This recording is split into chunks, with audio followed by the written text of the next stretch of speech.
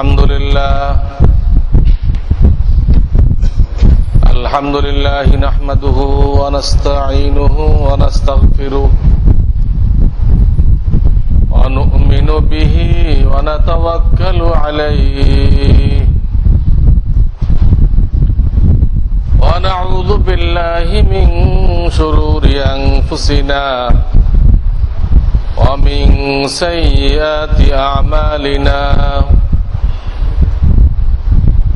من يهده الله فلا مضل له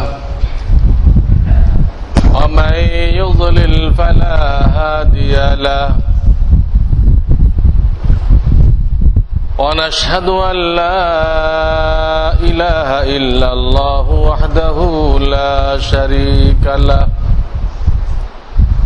ونشهد أن سيدنا ومولانا محمدا عبده ورسوله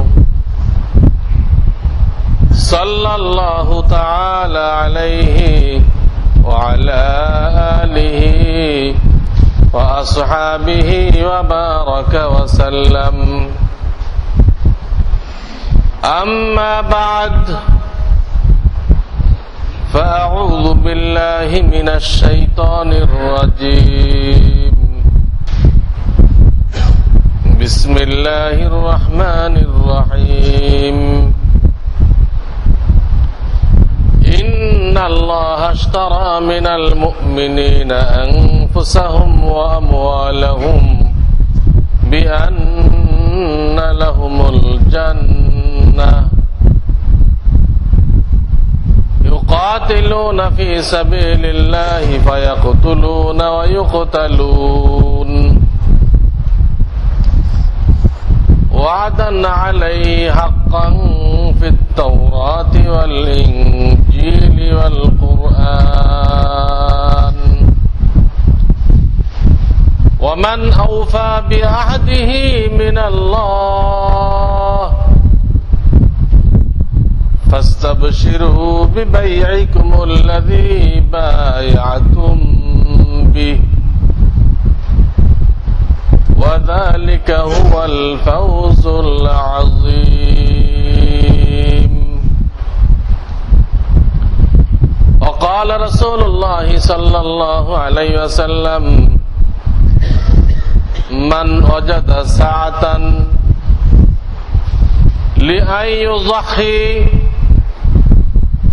ثم لم يضحي فلا يحضر مصلانا صدق الله العلي العظيم وصدق رسوله النبي الكريم ونحن على ذلك من الشاهدين والشاكرين बुजुर्गान मोहतरम আল্লাহ রাব্বুল আলামিন মুসলমানদের জন্য আসল খুশি, আসল ঈদ এটা রেখেছেন জান্নাতের মধ্যে, যেখানে তার মনের প্রত্যেকটা চাহিদা পূরণ করা হবে, যেখানে স্বয়ং রব্বুল আলামিনের সাথে দিদার হবে, জিয়ারাত হবে। এটা এত বড় খুশির জিনিস যে আমরা এটা দুনিয়াতে বুঝতেও সক্ষম নয়। কত খুশি যে মুসলমান হবে, আল্লাহর দিদার হবে। সেখানে আমাদের নবী আলাইহিস সালাতু সালাম তিনিও কোরআনে পাক থেকে তেলাওয়াত করবেন এবং এই কালামের যিনি মালিক রব্বুল আলামিন, আহকামুল হাকিমিন, তিনিও তেলাওয়াত করে শোনাবেন।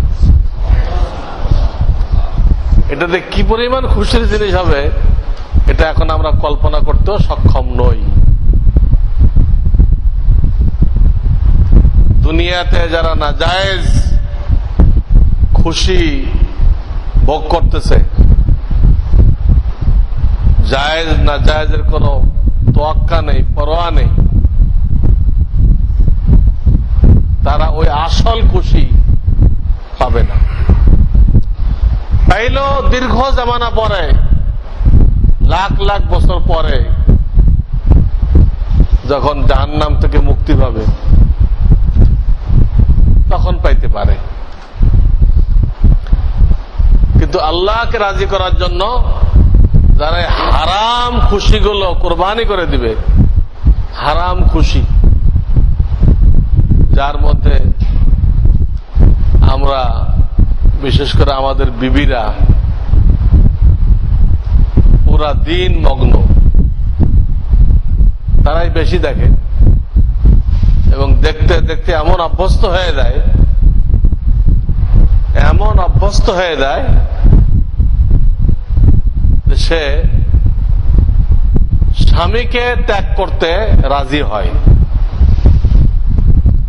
কিন্তু টিভি ভিসিআর ত্যাগ করতে রাজি হয় না। এমন পরিস্থিতি হয়।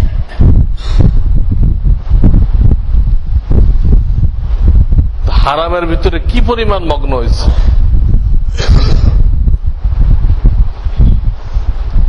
আবার এক মহাব্বতের লোক, ওনার ভাইটা বিবাহ দেওয়ার জন্য চাইতেছিলেন, একটা মেয়ে পাওয়া গেছে, তো ওনারা দুটা শর্ত দিছে, পর্দা করে চলতে হবে, টেলিভিশন দেখা চলবে না। যেহেতু এসব মেয়ে ইংরেজদের ফ্যাক্টরির মাল, মুসলমানদের ফ্যাক্টরির না, আমাদের মেয়েরা ইংরেজদের ফ্যাক্টরির মাল, ওইভাবে গড়ে উঠছে এবং তারা রীতিমতো মানসিক রোগী। আমাদের সমাজের বড় বড় শিক্ষিতা মেয়েরা নগ্নভাবে চলে, এটাকে মানসিক রোগী বলা ছাড়া উপায় নেই। বেহায়াই, নির্লজ্জার চরম। একটা মানুষ যতক্ষণ রোগী না হবে তো সে এত নিচে নামতে পারবে না। সব রোগী, অসুস্থ। তো এই দুটা শর্ত দিছে, একটা কোন রকম মানছে, পর্দা করে চলবে। এটাও মনে হয় তার দম বন্ধ হয়ে গেছিল যখন স্বীকার করছে। যদি পর্দায় চলে না, পর্দা করে চলবে, তো দম বন্ধ হওয়ার কিচ্ছা। এটা মনে করে আমার শ্বাস নেওয়া সম্ভব হবে না। কিন্তু দ্বিতীয় শর্ত সে মানতে রাজি হলো না, না এটা ছাড়া আমি চলতে পারবো না, এটা আমার জীবনের অংশ হয়ে গেছে। তো কাফেররা কি পরিমাণে অ্যাডভান্স হয়েছে, আমাদের বিবিদেরকে, মেয়েদেরকে কোথায় পৌঁছে দিচ্ছে। এটা কোনো বিচ্ছিন্ন ঘটনা না, প্রত্যেকের ঘরে এই অবস্থা। আমি একটা ঘটনা শোনাইলাম, এর এই অর্থ না ওইখানে এই অবস্থা হয়েছে, প্রত্যেকটা ঘরের এই অবস্থা। আমরা ফেল, ইহুদিরা কামিয়াব হয়েছে। ইহুদিরা চাইছিল আমরা একা জাহান্নামে যাবো কেন, আরো সাথী লাখ লাখ মুসলমানকে সাথে করে নিয়ে যাব। তাদের এই মিশনে তারা কামিয়াব হয়েছে, আমরা তাদের কাছে নত হয়ে গেছি, নত হয়ে গেছি। তো বলতেছিলাম, এই দুনিয়াতে হারাম খুশি, টেলিভিশন, রাস্তাঘাটে বেগানা মহিলাদেরকে দেখা, এগুলো হারাম খুশি। হাজারো হারাম খুশি আছে। এইগুলো যারা ত্যাগ করতে পারবে তাদের জন্য আল্লাহ তাআলা জান্নাতের মধ্যে এই খুশির ব্যবস্থা রাখছেন। তার মনের প্রত্যেকটা চাহিদা পূরণ করা হবে এবং সে আল্লাহর দিদার পাবে। আল্লাহর থেকে আল্লাহর কালামের তেলাওয়াত শুনবে। সারা দুনিয়ার সুর, লাহোরি কি কি আছে এগুলো তো কোনো পজিশন নেই, সেখানে কোনো দামই নেই। সেখানে মানুষের যে আনন্দ হবে আল্লাহর থেকে আল্লাহর কালাম শুনে, এটা আমাদের কল্পনার বাইরে। সুর তো আল্লাহ দান করেন। সে হারাম সুর শুনতে যায় আসলটা থেকে বঞ্চিত। তো মুসলমানদের আসল খুশির জায়গা জান্নাত। এরপরও আল্লাহ তাআলা দুনিয়াতে কিছু কিছু খুশির ব্যবস্থা রেখেছেন, যেমন দুটা ঈদ। সেই ঈদের সুন্নতের মধ্যে আছে যে খুশি প্রকাশ করবে। ঈদের সুন্নত নিয়ে আমি ইনশাআল্লাহ সামনের জুমাতে আলোচনা করতে চাই, আল্লাহ তৌফিক দান করলে। তো সেখানে আসবে খুশি প্রকাশ করতে হবে। নাউজুবিল্লাহ, কেউ যদি বলে এই ঈদগুলো এসে কি যে ঝামেলায় ফেলছে, অনেকে বলে ফেলে। কেন বলে ফেলে? সবাই নতুন কাপড় চোপড় চায়, নতুন জুতা, অথচ কোন হাদিসে ঈদের সময় নতুন জুতা লাগবে, নতুন জামা লাগবে, এর কোনো আলোচনাই নেই। তার কাছে যা লেবাস আছে এর মধ্যে যেটা ভালো এটা পরে আসবে, এই আছে হাদিস। আমরা সেই হাদিসটা নিয়ে বাড়াবাড়ি করে নতুন, সব নতুন লাগবে। সে নতুন করতে করতে খালি লেবাস পোশাক না, হ্যাঁ, ঘরের ফার্নিচারও নতুন করতে হবে, পর্দাও নতুন করতে হবে, সব নতুন। কত টাকা দরকার? এত টাকা হালাল ভাবে ইনকাম করা কঠিন। আমরা যে খরচের ফিরিস্তি বাড়াইছি, হালাল পথে এটা আসবে না, তখন তারা যায় হারাম পথে, জিন্দেগি বরবাদ হয়ে যায়। তো এই কারণে আমরাই সহি তালিম না দিয়ে ছেলেপেলার মেজাজ নষ্ট করে দিয়েছি। আবার তাদের সেই চাহিদার কারণে বিরক্ত হয়ে এমন মন্তব্য করি যে ঈমান নষ্ট হয়ে যায়। তো ঈদ এসে ঝামেলায় ফেলে দিচ্ছে। অথচ ঈদ আসলে খুশি প্রকাশ করতে হবে। আল্লাহ খুশি করার জন্য বলেছেন শরীয়তের গণ্ডির মধ্যে থেকে খাও, আত্মীয় স্বজন গরিব মিসকিনকে খেলাও, তাদেরকে দান খয়রাত করো। দান খয়রাত করলে মনের ভিতরে আনন্দ পয়দা হয়, অন্তরের প্রশান্তি হাসিল হয়। তা আল্লাহ ঈদ করতে গেছে, যে কারণে ঈদের সময় রোজা রাখাকে হারাম করে দিচ্ছে। ঈদের দিন রোজা রাখা হারাম। যে রোজা এত বড় ইবাদত, সেই রোজা আজকে হারাম হয়ে গেল ঈদের দিন। আল্লাহ দাওয়াত দিছে, জবাই করো, গরু, মহিষ, উট, ছাগল, ভেড়া, দুবা জবাই করো, খাও, আত্মীয় স্বজনকে খেলাও, গরিব মিসকিনকে খেলাও, এইটাই ইবাদত। খাইলা, খাওয়াইলা, আনন্দ করলা, অন্তর খুশি হলো, এই ঈদের দিন এইটাই ইবাদত। এবং ঈদের 3 দিন এর থেকে আর বড় ইবাদত নেই। আল্লাহর জন্য আপনি জানোয়ার কুরবানি করবেন তৌফিক অনুযায়ী, এর থেকে বড় ইবাদত আর নেই। মিন ইহরাকিদ দাম, হাদিসে আছে, এটাই ইবাদত। তো এগুলো দুনিয়াতে আল্লাহ তাআলা কিছু খুশির ব্যবস্থা করেছেন। মানুষ যে রোজা রাখে, ইফতার যখন করে, ইফতারের 2 অর্থ। এটা হলো রোজা শেষ করা, কিছু খেয়ে রোজা শেষ করা, এর এক অর্থ। আর এক অর্থ হলো রোজা বন্ধ করা, যেটা ঈদ উল ফিতরের দিন মানুষরা করে। ইফতারের যে অর্থই করা হোক না কেন, রোজা বন্ধ করা বা রোজা পূর্ণ করা, এই দুটার মধ্যে আল্লাহ তাআলা ঈদ রাখছেন, খুশি রাখছেন। ইফতার করার সময় মুমিনের দিল খুশিতে ভরে যায়, যে আমি আল্লাহর জন্য রোজা রেখেছিলাম, আল্লাহ আমাকে সে রোজা পরিপূর্ণ করার তৌফিক দান করেছেন। এবং জান্নাতে যখন নাকি খানার নিয়ামত দেওয়া হবে, তো এটাই বলা হবে কুলু ওয়াশরাবু বিমা আসলাফতুম ফিল আইয়ামিল খালিয়া। তুমি যে কিছুদিন না খেয়েছিলে আল্লাহর জন্য, ওর বিনিময় এই জান্নাতের খানা খাও, জান্নাতের এই পানীয় পান করো। বিমা আসলাফতুম ফিল আইয়ামিল খালিয়া। আইয়ামুল খালিয়া বাংলা অর্থ হলো খালি দিন। খালি দিন মানে কি? এই খালির অর্থ হলো খানা পিনা থেকে খালি। আল্লাহর জন্য সে খানা পিনা গ্রহণ করে নাই। এই ইবাদতের বিনিময় জান্নাতের খানা দেওয়া হবে, পানীয় দেওয়া হবে। এক এক ইবাদতের এক এক ধরনের বিনিময় দেওয়া হবে।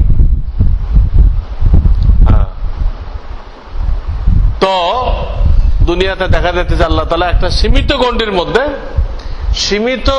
মধ্যে মুমিনের খুশির বিনোদনের ব্যবস্থা করেছেন।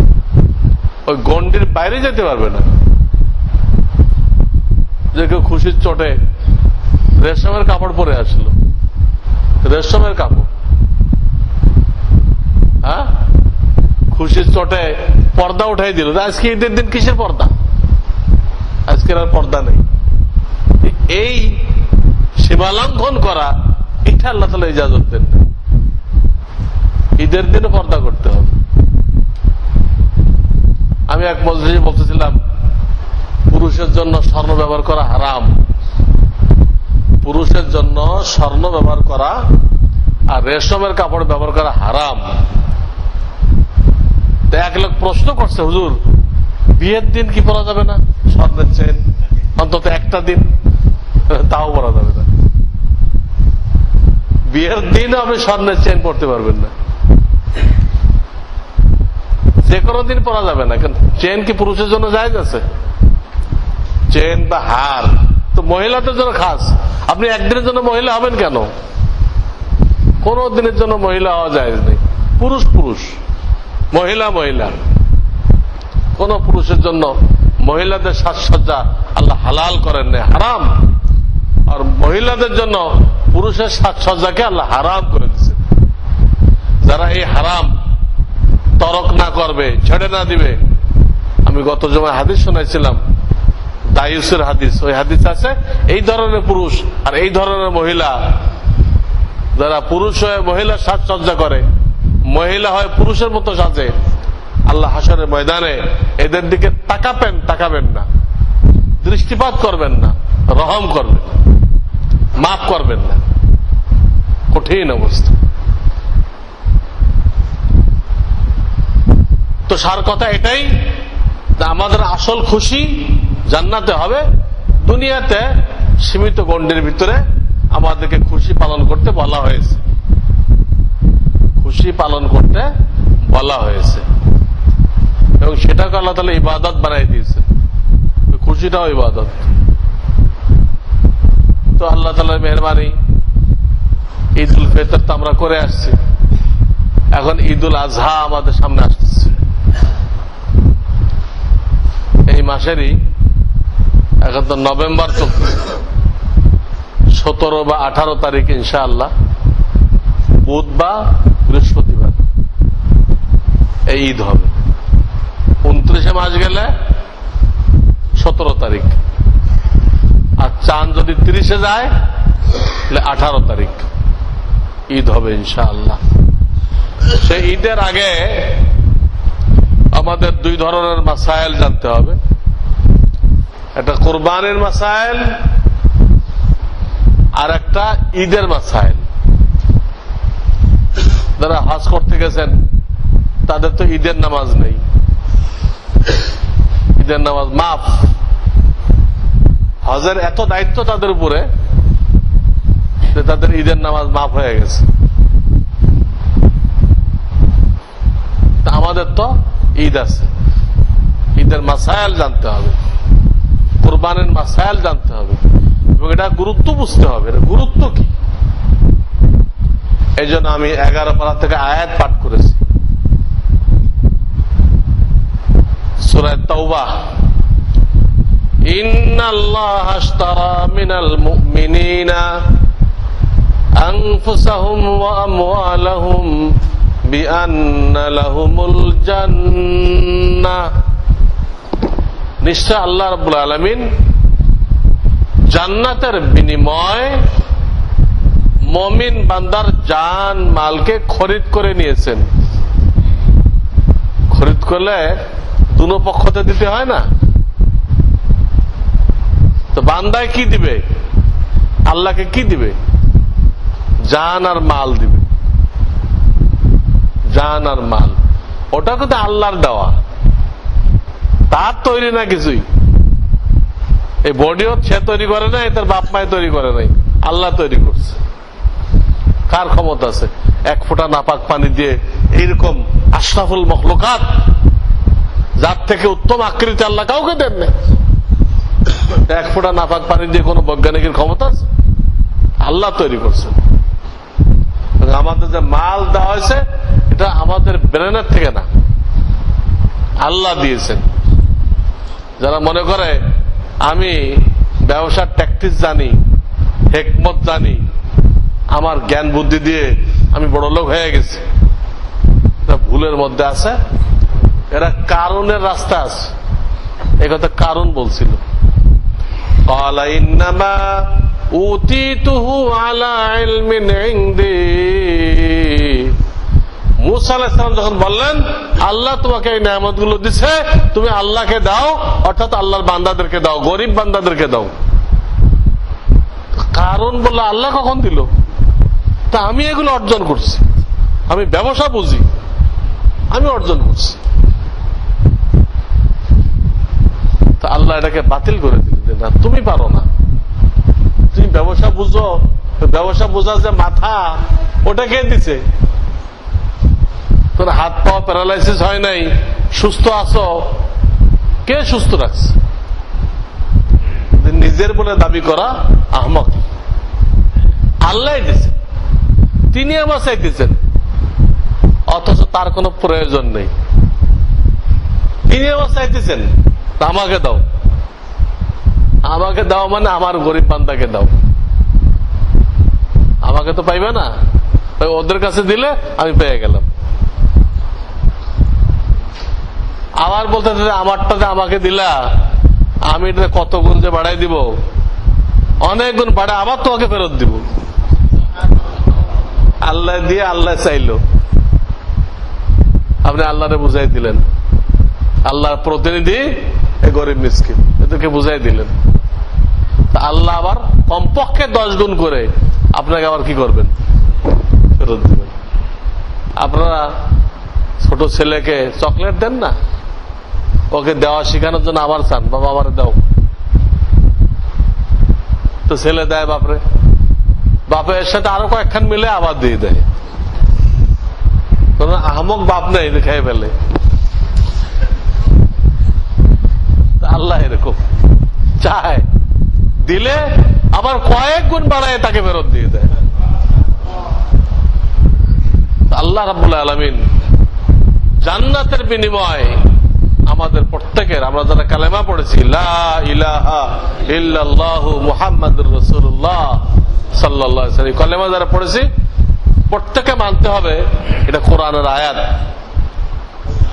যে কালেমা পড়ার সাথে সাথে আমার জান মাল আমি আল্লাহকে দিয়ে দিলাম,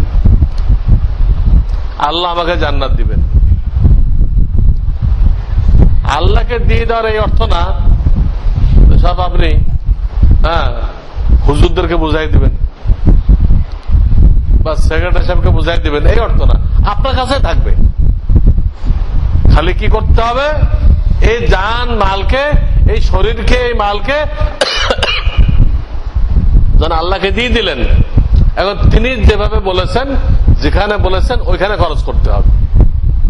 থাকবে আপনার কাছে, আপনি ব্যয় করবেন, আপনি ভোগ করবেন, কিন্তু পার্থক্য এই যে আপনার মর্জি মতো না, আপনার বুঝ মতো না, আল্লাহর হুকুম মতো তাকে দিয়ে দিচ্ছেন। জান্নাত পাওয়ার আশায় আপনার বডি, আপনার জান আল্লাহকে সুপর্দ করেছেন। মাল আল্লাহকে সুপর্দ করেছেন, থাকবে আপনার কাছে, ব্যবহার করতে হবে আল্লাহর হুকুম মতো। এখন জান কিভাবে ব্যবহার করা হবে? এই যে আমার নামাজ পড়তেছি, জানকে, শরীরকে এখানে খরচ করা হইতেছে। নামাজে পড়তেছি, কিন্তু নামাজ পড়ার জন্য মসজিদ বানাইতে হবে, উজুখানা করতে হবে, ওখানে মালও লাগবে। প্রত্যেক ইবাদতে দেখবেন জানও আছে, মালও আছে। রোজা রাখবেন, সারাদিন না খেয়ে থাকলেন, জান ব্যয় করলেন, কিন্তু সাহারি ইফতারিতে খাইবেন না, খাইতে পয়সা লাগবে না, তো মালও ব্যয় করলেন। হজ, হজ যারা করতে গেছে তারা জান মাল 2.5 লক্ষ টাকা তারা খরচ করতেছে। আর জান তো খরচ করতেই হবে। পরে আপনি প্লেনে বসলেন, এটি তো জান হাওলা করলেন মালাকুল মৌতের কাছে। প্লেন যদি সহি সালাম যায় তো ঠিক আছে, নামলেন, না হলে ওইখানে শেষ। জান মালাকুল মৌতকে দিয়ে বসে থাকতে হবে। বললেন নিয়ে যায় তো নিয়ে যাবে, না দিয়ে গেলে আছে। পয়লা মাল খরচ শুরু হয়ে গেল। এরপর তো সেখানে মিনা, মুজদালিফা, আরাফাত, দৌড়াদৌড়ি, বাইতুল্লাহ তাওয়াফ, সাফা মারওয়ার সাই, সব জান খরচ। তো হজের মধ্যে জান খরচ, মাল খরচ। যাকাত, এখানেও মাল খরচ। যাকাত তো মালের তো দিতে হয় 40 ভাগের 1 ভাগ, আর জানও খরচ করতে হয়। আমরা তো বাসায় বসে যাকাত দেই, জান খরচ হয় না। আসল তো এটা নিয়ম না। আসল নিয়ম হলো ধনী তার গরিব আত্মীয় স্বজনের খবর রাখবে, তার গরিব আত্মীয় স্বজনের খবর রাখবে, এবং তার বাইরেও যারা গরিব মিসকিন আছে তাদেরও খবর রাখবে। তাদের চিকিৎসার সমস্যা হইতেছে কিনা, তারা কেউ না খেয়ে আছে কিনা, তাদের মেয়ের বিবাহ দিতে কোনো সমস্যা হইতেছে কিনা, খোঁজ খবর রাখবে। নিজে খবর রাখবে অথবা লোক দিয়ে খবর নিবে। 5 ওয়াক্ত মসজিদে আসতে বলা হয়েছে কেন? তার একটা একমত এটা, ধনী গরিব এক জায়গায় হবে। ধনীরা গরিবদের কি করবে? যাতায়াতের পথে খবর নিতে হবে, ভাই কেমন আছো, কোনো সমস্যা আছে, কেমন আছো, কোনো সমস্যা আছে, কানে কানে জিজ্ঞেস করবেন। 5 ওয়াক্তে জামাতে নামাজ পড়া ওয়াজিব করা হয়েছে, তার অনেক হিকমত থেকে একটা হিকমতেই আমার এই মুহূর্তে বলার দরকার। জামাতে কেন আসা হয়? এই ঈদের নামাজের সুন্নত যে এক রাস্তাতে যাও আর এক রাস্তা দিয়ে আসো, কেন? ওই রাস্তাও কিছু আত্মীয় স্বজন থাকতে পারে, ওই রাস্তাও কিছু গরিব মিসকিন থাকতে পারে, ওদেরও যাতে কি করা যায়, খোঁজ খবর নেওয়া যায়, তাই এই কথা। দেখা যাইতেছে মালদারকে আল্লাহ তাআলা মাল খরচ করতে বলেছেন এবং তাকেই খবর রাখতে বলেছেন। ইসলামের দৃষ্টিভঙ্গি, আলেমকে এলেম দিচ্ছেন, উনি এলেম বিতরণ করবেন, কোথায় দরকার ওখানে নিজে হাজির হবেন।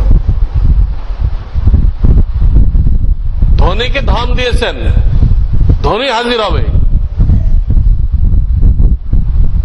গরিবকে আসতে বলে নাই।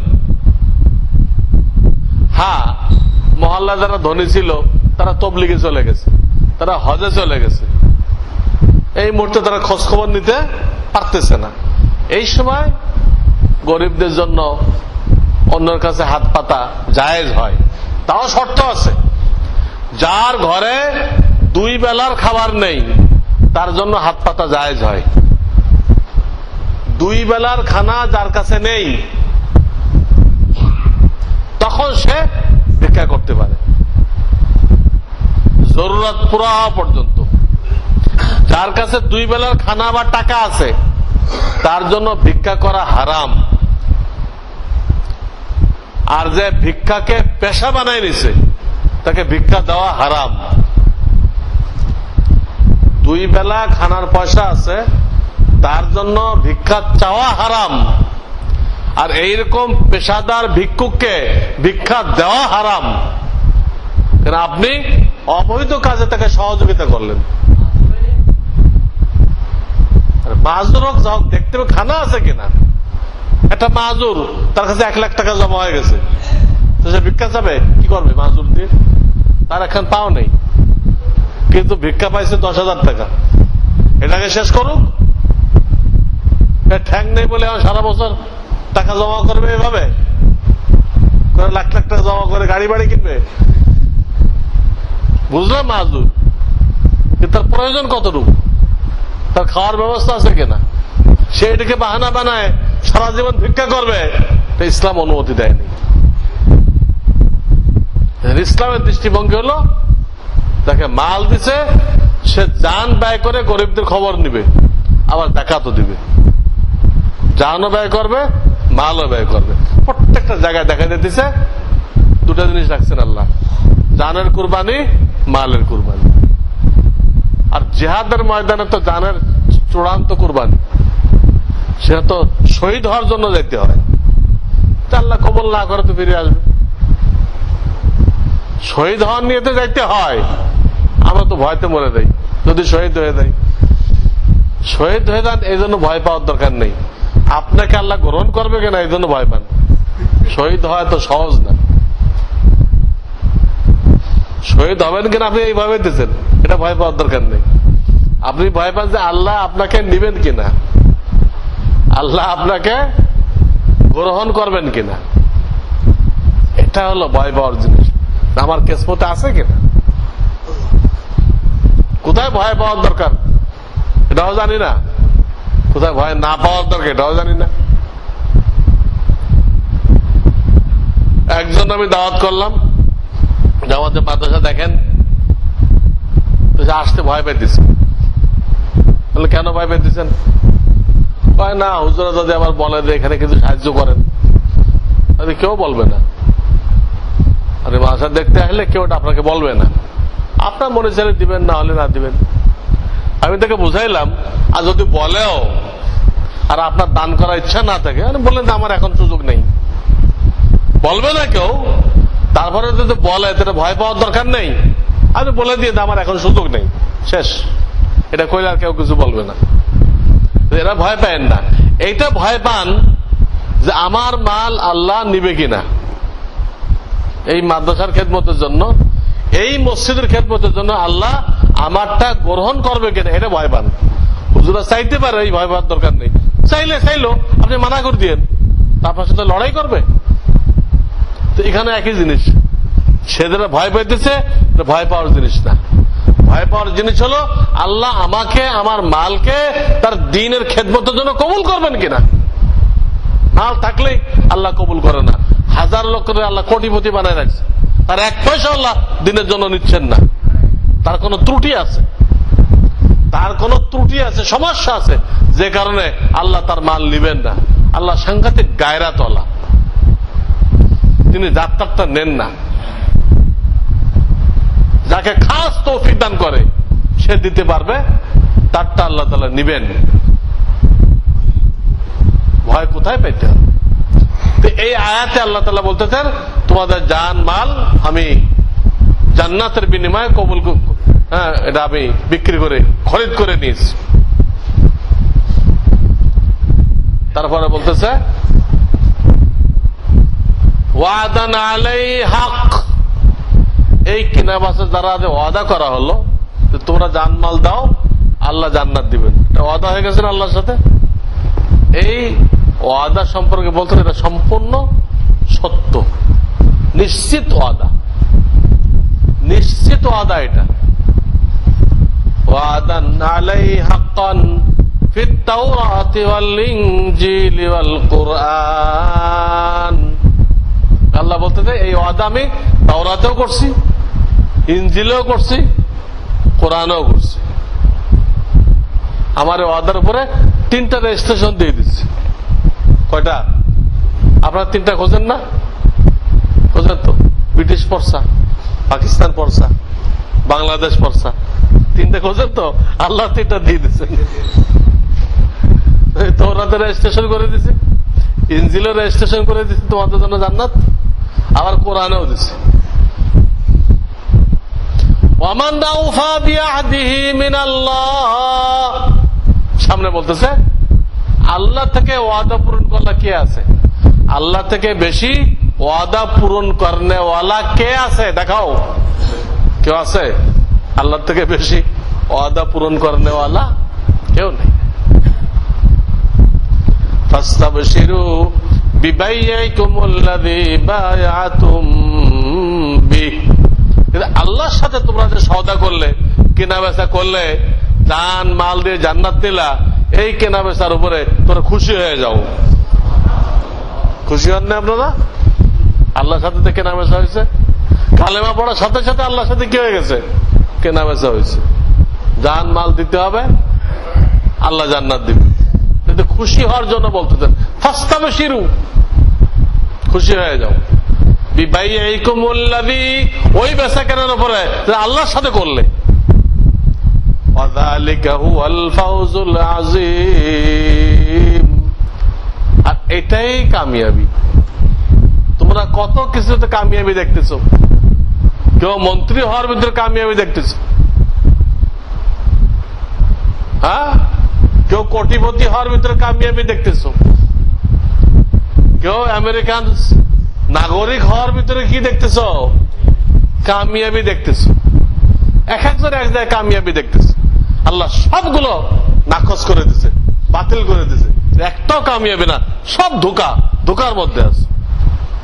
আল্লাহর সাথে যে বেচা কেনা করলা, এই বেচা কেনাতে কায়েম থাকতে পারো, জান মালকে আল্লাহর হুকুম মতো ব্যয় করতে পারো, তো এটাই হলো কামিয়াবি। এর বাইরে আর কোনো কামিয়াবি নেই। ধোঁকার মধ্যে আছে, স্বপ্ন দেখতেছে, স্বপ্ন। মানুষ দুনিয়ার মধ্যে স্বপ্নের মধ্যে থাকে, খালি প্রোগ্রাম বানায়, কোটি কোটি টাকার প্রোগ্রাম বানায়। হঠাৎ আসে যখন মালাকুল মউত থাবা দেয়, তো নেশা শেষ, ঘুম শেষ, তখন সে আর কিছুই পায় না। আমার এত মিল ফ্যাক্টরি, এত ব্যাংক ব্যালেন্স কোথায় গেল? কিছুই তো নেই আমার কাছে। মালাকুল মউত থাবা মারার সাথে সাথে সব গায়েব। তখন তার কাছে মনে হয় যে আমি এতদিন যা করছি এটা স্বপ্ন ছিল। স্বপ্নে মানুষ অনেক কিছু দেখে না। সে একদম প্রেসিডেন্ট হয়ে গেছে, গার্ড অব অনার দেওয়া হইতেছে তাকে, কত কিছু দেওয়া হইতেছে, সিংহাসনে বসানো হইতেছে, হ্যাঁ? কিন্তু ঘুমিতে উঠে দেখে পুলিশরা আসছে, পুলিশরা আসছে, তার নামে ওয়ারেন্ট বেরোয়েছে।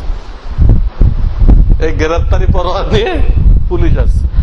এত বছর রাজত্ব করলো, আর এখন দেখে পুলিশ আসছে। কি মনে হবে? কি স্বপ্ন দেখলাম?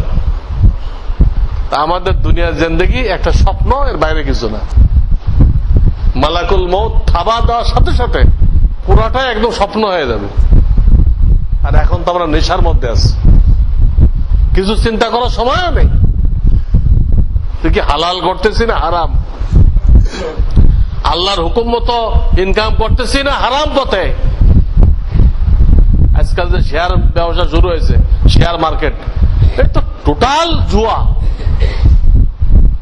টোটাল জুয়া। প্রত্যেক দিন দাম বাড়তেছে। শরিয়াতে শেয়ার ব্যবসা আছে, সেটা বছরে একবার কি দুইবার ওটার দাম বলা হবে। কোম্পানি যখন হিসাব করবে, হিসাব করে দেখবে যে লাভ হয়েছে, ওই লাভটা শেয়ারের উপরে ভাগ করে দিবে। দিয়ে বলবে আমার 100 টাকা শেয়ার এখন 125 টাকা করে হয়ে গেছে, ওই লাভের ভিত্তিতে। ওটা তো আর বারবার হিসাব করা যায় না, বছরে একবারই করে বা বেশির থেকে বেশি দুইবার করে। তখন দামটা জানাই দিবে, আমার শেয়ারের দাম এই বাড়ছে। আর এখন যে শেয়ার মার্কেট প্রত্যেক দিন বাড়তেছে, তো প্রত্যেক দিন কোন কোম্পানি হিসাব করে?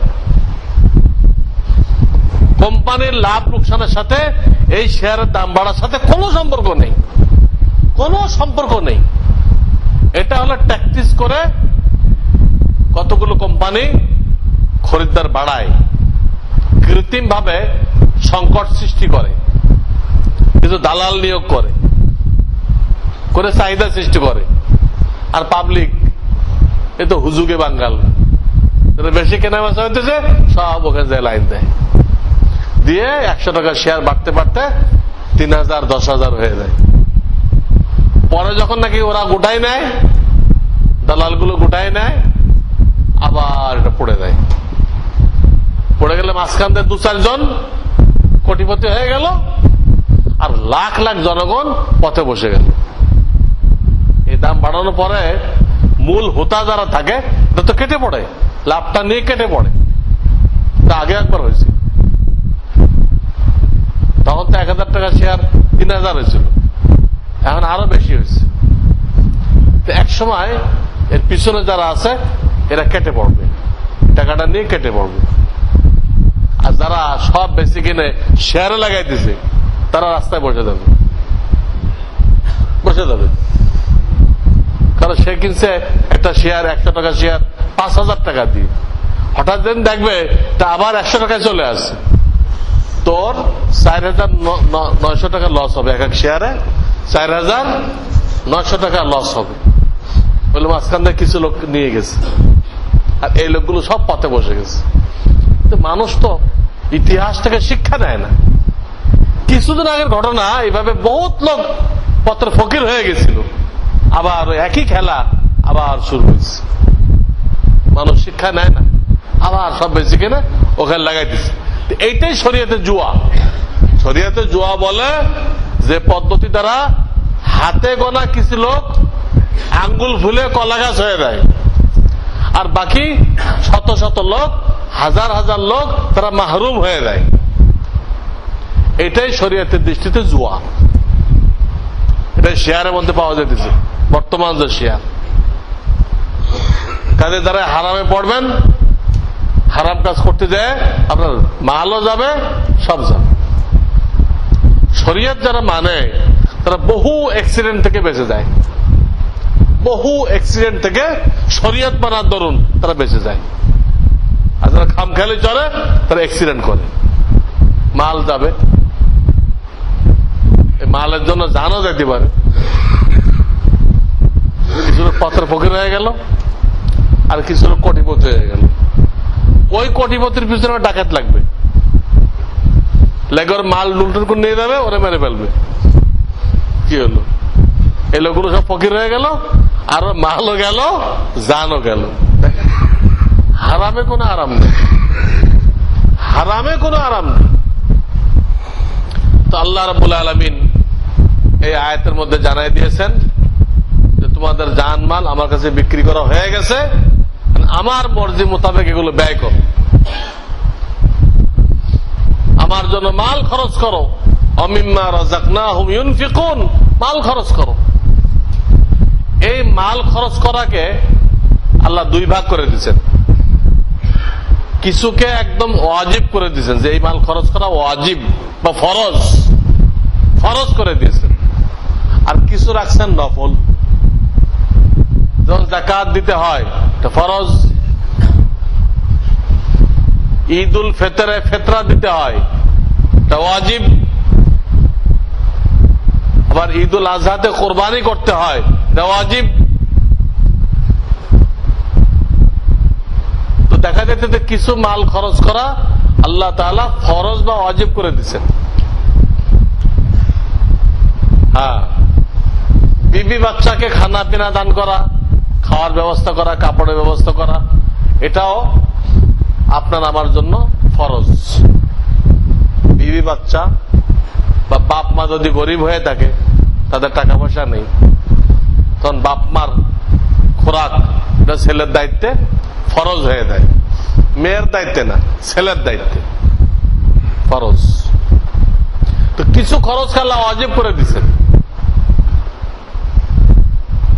এর বাইরেও কিছু জিনিস আছে, একখানে আপনি দেখলেন এক লোক চিকিৎসার অভাবে মরতেছে, আপনাকে আল্লাহ মাল দিচ্ছেন, আপনি যখন জানলেন ওখানে মাল খরচ করা জরুরি, ওয়াজিব। একটা লিল্লা বোর্ডিং এ ছেলেদের খানার ব্যবস্থা নেই, আল্লাহ আপনাকে টাকা দিয়ে রাখছে, আপনি বসে রয়েছেন, রমজানে দিবেন এটা 70 গুণ সব নেওয়ার জন্য, গলত তরিকা। আপনি এখন এই লিল্লা বোর্ডিং চালাই দেন, ছেলেগুলো না খেয়ে আছে, আল্লাহ আপনাকে কয়েক 70 গুণ দান করবে। রমজানের 70 গুণ থেকে আল্লাহর শরীয়তে বেশি গুরুত্ব হলো একটা সমস্যার সমাধান করে দেওয়া, বিপদগ্রস্ত লোকের বিপদ দূর করা। এটা রমজানের 70 গুণ থেকে অনেক বেশি ফজিলত রাখে এটা। কিন্তু আমাদের এলেম নেই, অল্প বিদ্যা ভয়ঙ্কর। আমরা ওই একটা জানি বসে রয়েছি, না এখন দিলে তো 70 গুণ হবে না, 70 গুণ হবে না, কয়েক 70 তো হবে। ওই এলেমটা নেই। তো কিছু খরচকে আল্লাহ তাআলা ফরজ করে দিয়েছেন, আর কিছু খরচকে নফল রাখছে। নফল যেটা ওয়াজিব করেন নাই, আমরা গরিব আত্মীয় স্বজনকে বিভিন্ন সময় হাদিয়া দেই। হয়তো এই মুহূর্তে তার কোনো বিপদ নেই, আত্মীয় গরিব, এই হিসাবে তাদের কিছু দান খয়রাত করি। ঈদের সময় দুনো ঈদে, বা ধনীরা যখন দেশের বাড়িতে যায় তো গরিবদের কিছু কিছু দেয়। এগুলো নফল, উভয় রকম আল্লাহ তাআলা রাখছেন। এই দান খয়রাত গুলো হাশরের ময়দানে, কবরে, সব জায়গায় কাজে আসবে। দুনিয়াতে দান খয়রাত দ্বারা অন্তর পবিত্র হয়। অন্তর পবিত্র হয় কিসের থেকে? লোভ লালসা থেকে। লোভ লালসা দ্বারা অন্তরটা নাপাক হয়ে যায়, দান খয়রাত দ্বারা পাক হয়ে যায়। আবার মাল পাক হয়ে যায়, মাল পাক হয়ে গেল। মুরগি খাইবেন, নাড়ি বুড়ি তো ফেলতে হবে, মুরগি তো হালাল, কিছু ফেলতে হবে। তা আপনারও বাকি মাল হালাল, কিন্তু কখন হালাল হবে? ওই নাড়ি বুড়ি ফেলতে হবে, যাকাত আদায় করতে হবে, তারপর যে হালাল হবে। তো আপনার দিলও পাক হয়ে গেল, মালও পাক হয়ে গেল। আল্লাহ মালের হেফাজতেরও দায়িত্ব নিলেন। যারা আল্লাহ রাস্তায় ব্যয় করে, আল্লাহ তাদের মালের হেফাজতের দায়িত্ব নেয়। এগুলো দুনিয়াতে লাভ। কবরে লাভ কি? এই দান খয়রাত, এটা মানুষের পায়ের দিক দিয়ে একটা ফেরেশতার আকৃতিতে কবরে থাকবে। কোরআন তেলাওয়াত মাথার দিকে, নামাজ ডান দিকে, রোজা বাম দিকে, দান খয়রাত পায়ের দিকে। কোন আযাব গজবের ফেরেশতা কবরে আপনার কাছে আসতে পারবে না। ঢাল মানুষ বাম হাতে ধরে, হাদিসে রোজাকে ঢাল বলা হয়েছে, এই জন্য ওটা বাম দিকে থাকবে। সেইখানে কবরে আপনাকে আমাকে এই দান খয়রাত আযাব গজব থেকে বাঁচাবে। হাশরের ময়দানে এইগুলো আমাদের জন্য সাওয়ারি হবে। এই যে কোরবানি করি আমরা, এগুলো কি হবে? সাওয়ারি হবে। ওখানে কোনো কার পাওয়া যাবে না, ওখানে কোনো কার পাওয়া যাবে না, বাস পাওয়া যাবে না, ট্রেন পাওয়া যাবে না। এই দুনিয়াতে কোরবানি করতেছি, এইটাই সাওয়ারি। এটা চড়ে মানুষ ফুলসিরাত পার হবে। আর যারা নাফরমানি করতেছে, ওটাও কিন্তু একটা জানোয়ার আকৃতিতে আসবে। তো ওইটা লোকটাকে চড়বে। গুনাহ যারা করতেছে, এটাও জানোয়ারের আকৃতিতে আসবে, কিন্তু ওইটাও চড়া যাবে না। ওইটা লোকটাকে চড়বে, লোকটার কান্দে ভর করবে করে, হ্যাঁ, তার একদম কঠিন অবস্থা হয়ে যাবে। তো গুনাহটা একটা জানোয়ার আকৃতিতে এসে আমাদের কান্দে সওয়ার হবে। আর এই যে কোরবানি করতেছি, তা আপনার আমার জন্য বাহন হবে। দেখেন, একটা বাহন হইতেছে, আর গুনার জন্য আপনি বাহন, গুনার জন্য আমরা নিজেরা বাহন হব। কি মুসিবত সেদিন! এই জন্য এই ঈদে আল্লাহ যাদেরকে তৌফিক দান করছেন, হ্যাঁ, 3 দিন হলো কোরবানির টাইম। 10 তারিখ, 11, 12, এই 3 দিন 3 রাতের মধ্যে যাদের কাছে নেশাব পরিমাণ মাল থাকবে, 7.5 তোলা স্বর্ণ বা এর বেশি, অথবা 52.5 তোলা রূপা বা এর বাজার মূল্য, সেখানে স্বর্ণ, রূপা, নগদ টাকা, ব্যবসার মাল এবং প্রয়োজন অতিরিক্ত সামান ধরা হবে। যাকাতে 4টে জিনিস হিসাব করা হয়। যাকাতে স্বর্ণ, রূপা, নগদ টাকা, ব্যবসার মাল। কিন্তু সদকায়ে ফিতির আর কোরবানি, এখানে ওই 4টের পরে আর একটা যোগ হয়, প্রয়োজন অতিরিক্ত মাল। আপনার 20 সেট কাপড় আছে, 20 সেট কাপড় আছে, তো শরিয়াতে 3 সেট পর্যন্ত প্রয়োজনের ভিতরে দাখিল ধরছে। 2 সেট সচরাচর পড়ার জন্য, আর 1 সেট ঈদের জন্য, জুমার জন্য, মজলিসে যাওয়ার জন্য, মোট 3 সেট। এটা জরুরি। এর বাইরে এগুলো জায়েজ আছে, কিন্তু ওই সদকা ফিতরে এরা ওটা দাম হিসাব করা হবে। কুরবানি ওয়াজিব কিনা আপনার উপরে, তখনও ওগুলো কি করা হবে, দাম হিসাব করা হবে। টেলিভিশন রাখাই গুনাহ, তারপর এটা প্রয়োজন অতিরিক্ত সামান, এর কোনো প্রয়োজন নেই। শরিয়াতে টেলিভিশনের কোনো প্রয়োজন নেই। একদিকে গুনাহ হবে, আর একদিকে ওইটার কারণে কুরবানি ওয়াজিব হয়ে যাবে, ওটার দামও তো ধরা হবে। 52.5 তোলা মার্কেট ভ্যালু হলো বর্তমানে 35,000 টাকা। সব দর মিলানো হবে, তো টেলিভিশনের দামও মিলানো হবে। দেখেন, গুনাহ হলো, এদিকে কুরবানি ওয়াজিব হলো। তো এই নিসাব 3 দিনের মধ্যে যার কাছে নিসাব পরিমাণ মাল থাকবে, তার উপরে কোরবানি করা ওয়াজিব হয়ে যাবে। ছোট জানোয়ার যেগুলো, এগুলো একটা জবাই করলে আদায় হয়ে গেল। আর বড় জানোয়ার, গরু, মহিষ, উট, ওগুলো তো দেখো 7 ভাগের 1 ভাগ নেয়, এটা হলো সর্বনিম্ন। সর্বনিম্ন, এর নিচে আর নেই। 7 ভাগের 1 ভাগ নিল, তো তারও দায়িত্ব আদায় হয়ে গেল। ছোট জানোয়ার একটা, বড় জানোয়ারে 7 ভাগের 1 ভাগ, তাহলে এই দায়িত্ব আদায় হয়ে গেল। ছোট জানোয়ার গুলো 1 বছরের হইতে হবে, গরু মহিষ 2 বছরের হইতে হবে, উট 5 বছরের হইতে হবে, 5 বছরের হইতে হবে। হ্যাঁ, তো এইখানে যারা খেয়াল রাখতে হবে, যারা শরীক হয়ে কোরবানি করবে,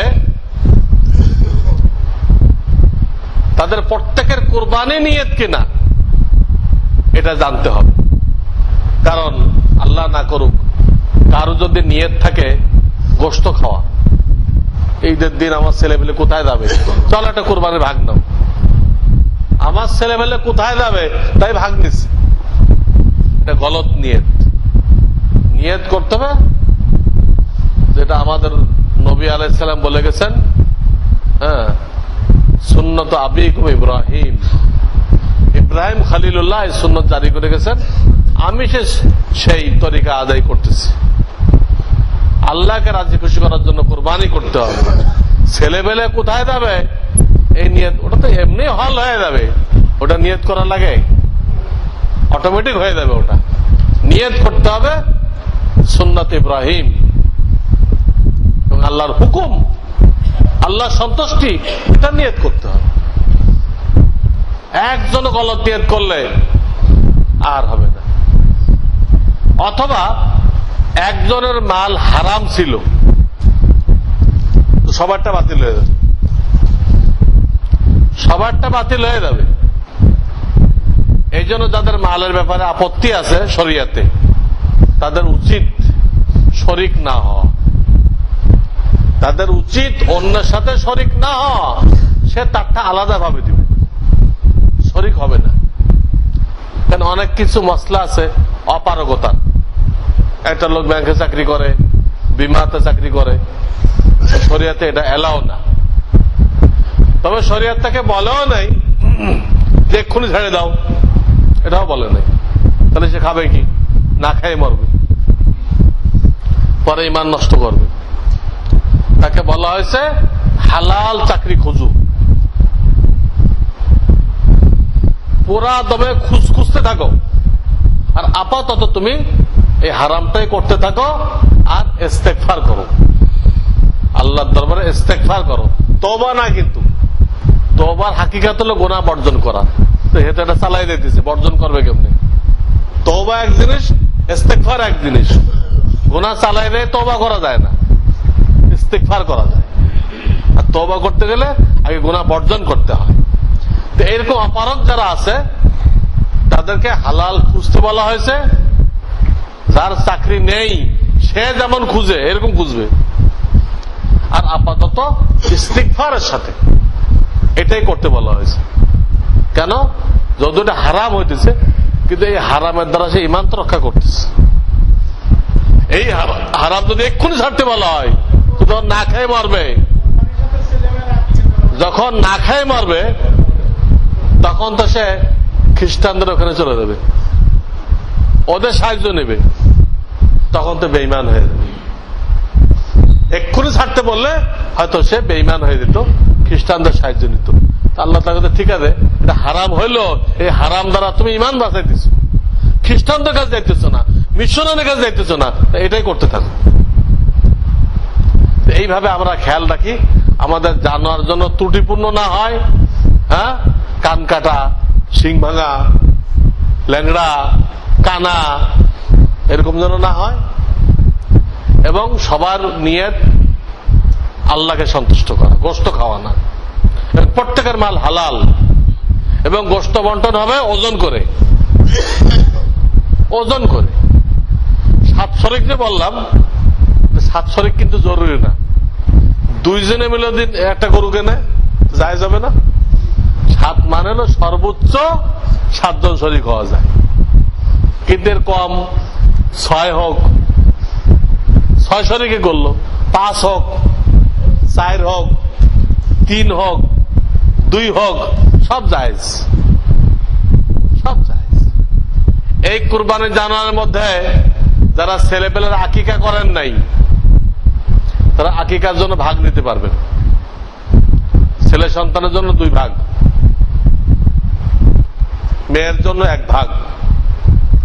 যারা বিবাহ করছেন, অলিমা করেন নাই, তারাও কোরবানির ভিতরে অংশ নিতে পারেন, 1 অংশ বা যে কয় অংশ মনে চায় একটা অংশ, যে কটা নেন এটা দিয়ে অলিমা করা যাবে। কিন্তু কেউ গোশত খাওয়ার জন্য শরীক হইতে পারবে না, কেন? অলিমাও ইবাদত, আকিকাও ইবাদত, কুরবানি ইবাদত। ইবাদতের সাথে ইবাদত যোগ করা যাবে, কিন্তু নিছক গোশত খাওয়া এটা কোনো ইবাদত না। শুধু গোশত খাওয়া, গোশত খাওয়ার জন্য গোশত খাওয়া, এটা কোনো ইবাদত না। যাতে এমনি আপনি দিলেন গোশত খাওয়ার জন্য 1 ভাগ, কিন্তু কষার থেকে কেনা যায়, তো কুরবানির মধ্যে শরীক হওয়া যাবে। এরপরে এই গোশত 3 ভাগ করে, 1 ভাগ নিজে রাখা, 1 ভাগ আত্মীয় স্বজনকে দেওয়া, আর 1 ভাগ গরিব মিসকিনকে দেওয়া। এটা হলো মুস্তাহাব। কেউ যদি পুরোটা খায়, আত্মীয়কে দিল না, গরিবকেও দিল না, তারপরে কুরবানি সহি হয়ে যাবে, কারণ এখানে দান করাটা ওয়াজিব না, ওটা মুস্তাহাব। এই জন্য কুরবানির গোশত অমুসলিমকে দেওয়া জায়েজ, কিন্তু যাকাত ফিতরা কোন অমুসলিমকে দেওয়া জায়েজ নেই, যাকাত আদায় হবে না। এবং কসাইকে এই গোশত দ্বারা বা চামড়া দ্বারা কোন বিনিময় দেওয়া জায়েজ নেই, কুরবানি নষ্ট হবে। বা অনেকে এখনো কুরবানি আগে হয় নাই, আগে চামড়া বিক্রি করে দেয়, এটাও না জায়েজ। চামড়া খোলার আগে বিক্রি করা না জায়েজ। কেউ আসলে বেচবেন না, যে পরে আসেন, আমি আগে চামড়া আলাদা করি, দাম ঠিক করলে পরে ছিলতে দেয়, এই চামড়া অনেকটা নষ্ট হয়ে গেল, তোর গোলমাল হবে না? আপনি ওই দাম লয়ে বয়ে থাকবেন, ও নিবে না। ইসলামে গোলমাল হওয়ার কোন সুযোগ রাখে নাই, 2 ভাইয়ের মধ্যে কোন দ্বন্দ্ব হবে এর কোন সুযোগই রাখে নাই।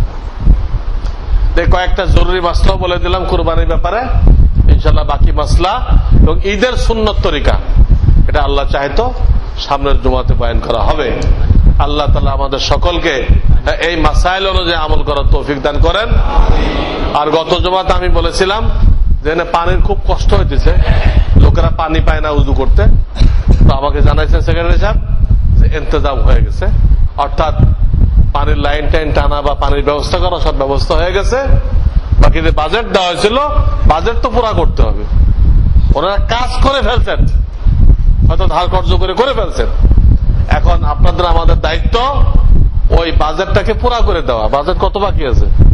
আমি 3540 টাকা পেয়েছিলাম, আসতে পেয়েছি 1000 টাকা, মানে 4540 টাকা পেয়েছি, 45,000 4540 টাকা পাইছি। 4500 একটা পাইছি, 40,000 উপরে খরচ হয়েছে। 40,000 উপরে খরচা হয়েছে, 46 46,000 টাকা খরচ হয়েছে, আর পাইছে ধরেন 5,000, তো 41 বাকি।